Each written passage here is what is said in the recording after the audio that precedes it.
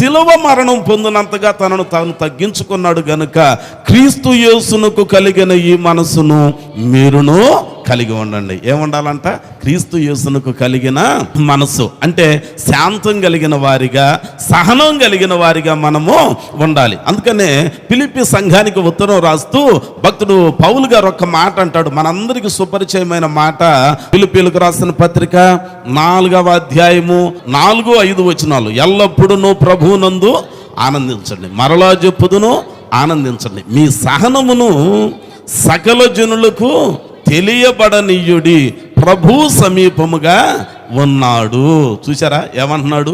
ఎల్లప్పుడూ ఆనందించండి, మరలా చెప్పుదును ఆనందించండి అని మళ్ళీ అంటున్నాడు. మీ సహనమును సకల జనులకు తెలియబడనేది. ఏమండి, ఆనందించమంటున్నాడు, మళ్ళీ సహనం ఎందుకు? ఓర్పు ఎప్పుడు అవసరం?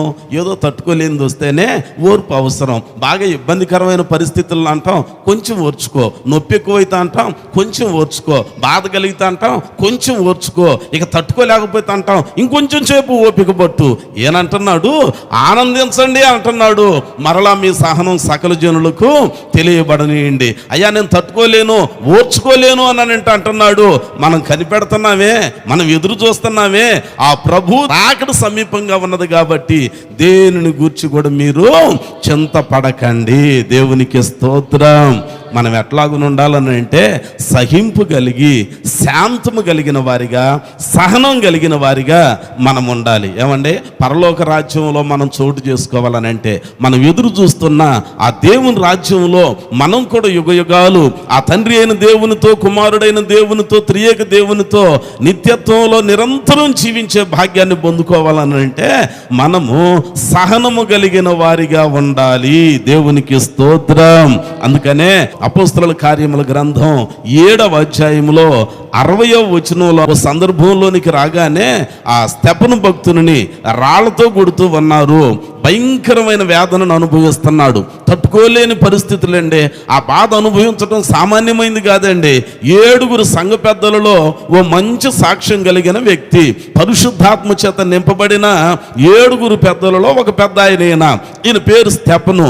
యేసు ప్రభువును గురించి ప్రకటిస్తున్నాడని, ఆయన గురించి సాక్ష్యం ఇస్తున్నాడని చెప్పి ఆ సౌలు, పౌలుగా మారక ముందు సౌలు ఉన్నాడే, ఆ సౌలు దగ్గరుండి ఏం చేశాడనంటే ఆయనను రాళ్లతో కొట్టించి చంపటానికి సిద్ధమైపోయాడు. 59వ వచనంలో చూస్తే 7వ అధ్యాయం అంటాడు, ప్రభువును గూర్చి మొర్ర పెట్టుచు, యేసు ప్రభువా నా ఆత్మను చేర్చుకోమని స్తెఫను పలుకుచుండగా వారు అతను రాళ్లతో కొట్టిరి. అతడు మోకాళ్ళు అంటున్నాడు, ప్రభువా వారి మీద ఈ పాపం మోపుకుమని గొప్ప శబ్దముతో పలికెను.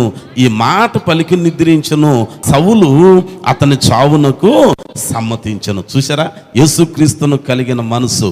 ఆ సిలువలో ప్రభు వారు కూడా మాట్లాడుతూ అంటారు, తండ్రి వీరేమి చేయుచున్నారో వీరు ఎరుగురు గనుక వీరిని క్షమించు. స్తెఫను భక్తుడు కూడా అంటున్నాడు, యేసుక్రీస్తు వారి మాదిరి, ఆ మాదిరిని అనుసరించి ఈయన కూడా మాట్లాడుతూ అంటున్నాడు, అయ్యా వీరేమి చేయుచున్నారో వీరు ఎరుగురు, ఇదిగో ఈ పాపం వీరి మీద మోపుకుమని గొప్ప శబ్దముతో పలికాడు. సహనమేండి, ఆ శాంతం కలిగిన యేసునకు కలిగిన మనసు మనం కూడా కలిగిన వారం అయితే పరలోక రాజ్యంలో చోటు అనేది దక్కుతుంది. స్తెఫను ఎలాగూ పలుకుతూ ఉన్నాడు, పరలోకం తెరవబట్టం చూచాడు. ప్రియులారా, దేవుని మాటలు వింటున్న మనం కూడా ఆ తెరవబడిన పరలోక రాజ్యంలో చోటు చేసుకోవటానికి శాంతము కలిగిన వారిగా, ఇంకొక భాషలో చెప్పాలనంటే సహనం కలిగిన వారిగా, ఇంకాస్త అర్థమయ్యేటట్టు చెప్పాలనంటే ఓర్పు కలిగిన వారిగా, ఓర్చుకునే వారిగా మనం ఉంటే ఆయన రాజ్యానికి మనం వారసులము అవుతాం. అందుకనే